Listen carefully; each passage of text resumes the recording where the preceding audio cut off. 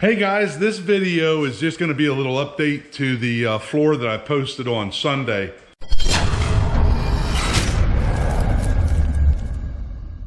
It's all Lloyd's fault, in a good way. Yeah, if you guys watch my videos, but you are not watching Rusty Glove Box, you guys are missing out because Lloyd over there at Rusty Glove Box, he has some amazing videos, and some of my videos are stemmed from his video, and this is going to be one of them. This is just a real short update. One of the things that I seen Lloyd do over at Rusty Glove Box was he took a laser engraver and cut a gasket for a carburetor with that thing. And with that being said, we'll go over here. So I knew that I needed the anti-skid treads to go here, so when we step in we don't slide before we put our feet on these treadles.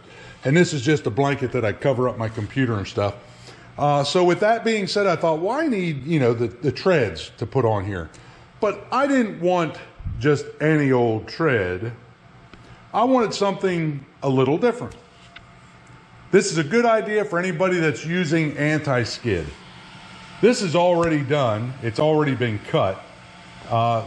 And it's upside down, backwards, and everything else, but it's all going to make sense here in just a minute.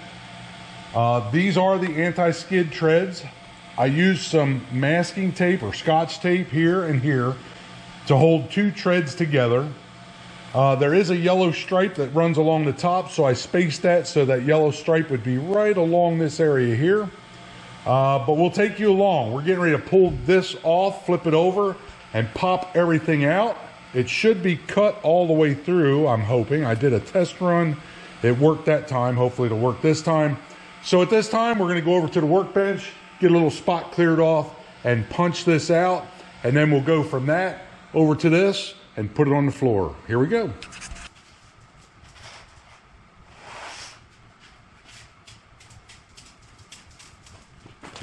All right, wish me luck here. I guess I can do this in two halves. It doesn't necessarily have to be together because we're not going to be able to put it together when we put it together. This is either going to be a huge success or an epic fail. As I say, I did do a couple of test runs. I'll show you that real quick. You can kind of see, I hope that shows up on camera, you can kind of see two circles. I tried cutting it from the front. That didn't work. So I turned it over and I cut it from the back. And in doing so, you have to cut it in reverse.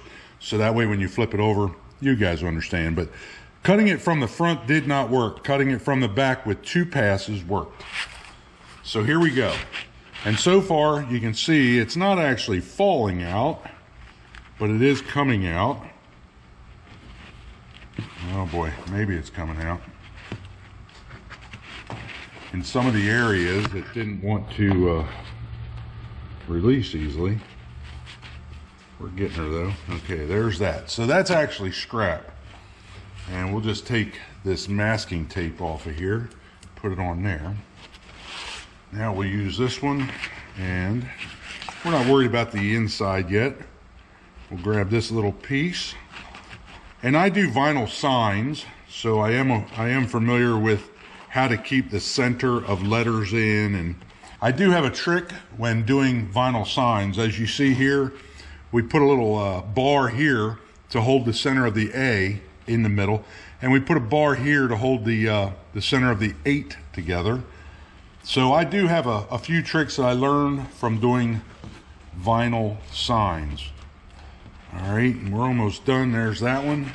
So we'll lay that here. We'll flip this one over. And now we got to work all these letters out of here.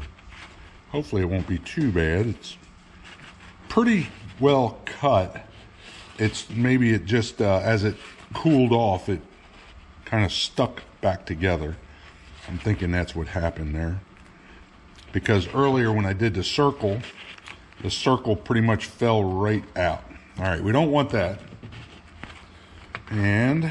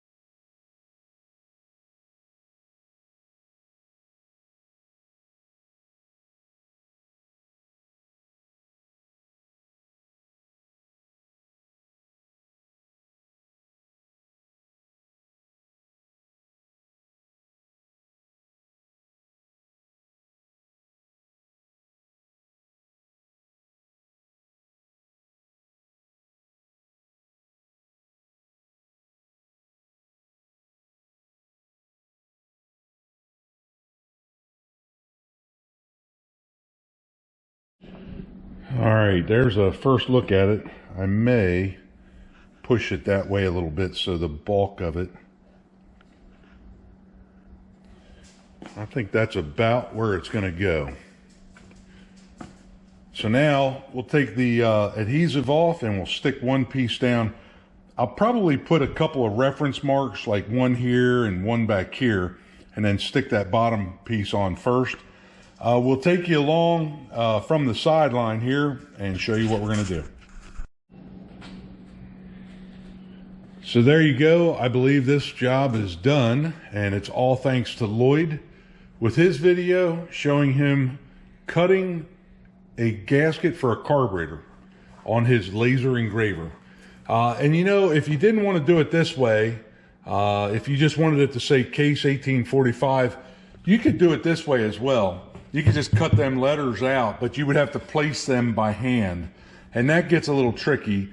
One of the things that you could do, of course, and you know, if you do signs or anything, you could lay some painter's tape across there and then just set them down to that painter's tape and try to space them out evenly. But that would give you a straight line to go by. So either way, you know, if you can think it, you can do it, as long as you have the equipment to do this. Well, now that we're done with the floor pan, we might as well go into this. You know, when I started that, I mentioned that we were waiting on a part. This part goes over top of the spool on this hydraulic valve. This is the spool end where you control from. This is the spool end that keeps everything together. So when you push down on the controls, it pushes that spool in and allows the oil to go in one direction.